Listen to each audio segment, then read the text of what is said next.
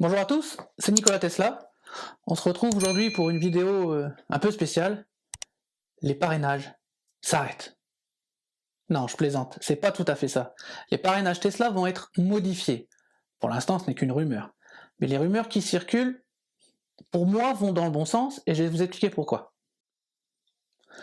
En effet, vous connaissez tous le système de parrainage Tesla qui permet au parrain et à son filleul de bénéficier de entre guillemets 1500 km de supercharge gratuite, c'est pas tout à fait ça, vous savez que c'est des kilowatts, mais bon, on va dire 1500 km de supercharge gratuite, système qui fonctionne avec un partage d'un lien. D'ailleurs, vous avez le mien dans la vidéo, vous le connaissez, hein, j'ai énormément de filleuls et je vous remercie beaucoup.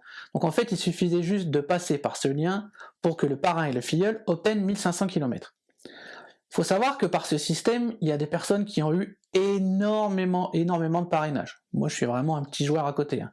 Je vous mets ici, il y a quelqu'un qui a eu plus d'1 million de miles gratuites. Vous imaginez un peu ce que ça représente. Il faut savoir aussi que ça représente pour cette année, d'après le site Electrek, 23 millions de dollars à Tesla, au niveau des supercharges. Bon, ceci dit, il faut relativiser parce que 23 millions de dollars par rapport au chiffre d'affaires de Tesla, c'est à peu près 0,1-0,2% du chiffre d'affaires. Si on compare à ce que dépensent Volkswagen, Audi dans la publicité, c'est peanuts. Mais bon, c'est un autre détail. Toujours est-il que, apparemment, Tesla souhaiterait changer son système de parrainage. Il faut savoir aussi que par le passé, le système de parrainage était déjà un peu différent. On a déjà eu des super bonus de 7500 km. On a eu aussi un moment où, en fonction d'un certain nombre de parrainages, on pouvait gagner un roadster. Tout ça, c'est fini maintenant.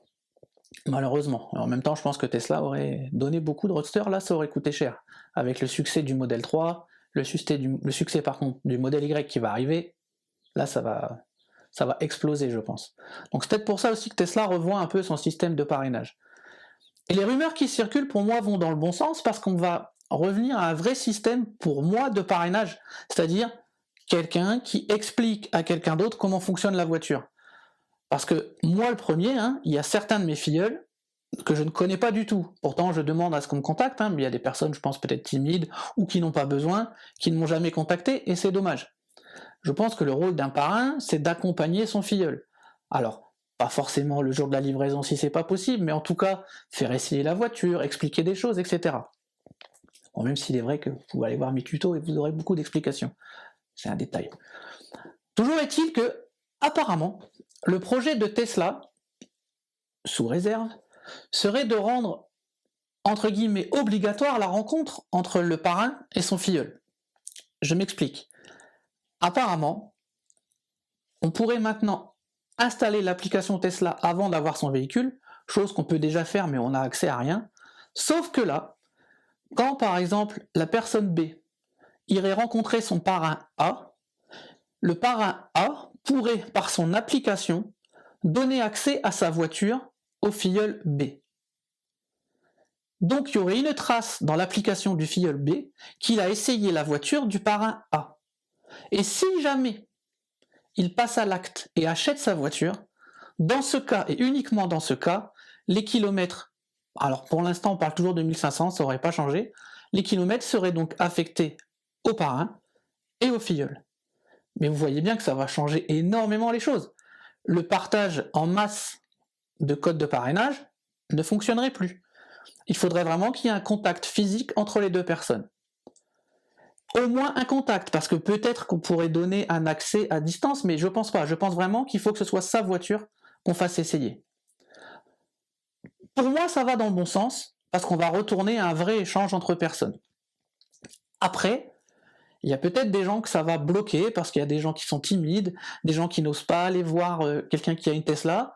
Peut-être aussi tout bêtement que il n'y a pas de Tesla dans le coin où vous habitez, donc c'est peut-être plus difficile de rencontrer quelqu'un. Ça sera plus facile quand on est à Paris, par exemple, que quand on est en province, même si ça se développe énormément, c'est vrai. Mais en tout cas, pour moi, ça va dans le bon sens.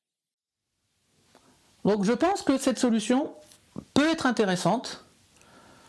Faut voir comment elle va se développer, si elle se développe vraiment. Hein. Tesla a déjà changé plusieurs fois, hein, comme je disais, le système de parrainage. Mais le fait de revenir à un contact vraiment entre les personnes, je pense évitera les abus des gens qui ont 1 million, 500 000, 600 000 kilomètres au niveau des parrainages. Pourquoi pas? Dites-moi ce que vous en pensez en commentaire. Est-ce que vous trouvez que c'est une bonne idée, une mauvaise idée? Est-ce que vous avez une autre idée éventuellement que Tesla pourrait avoir? Pourquoi pas?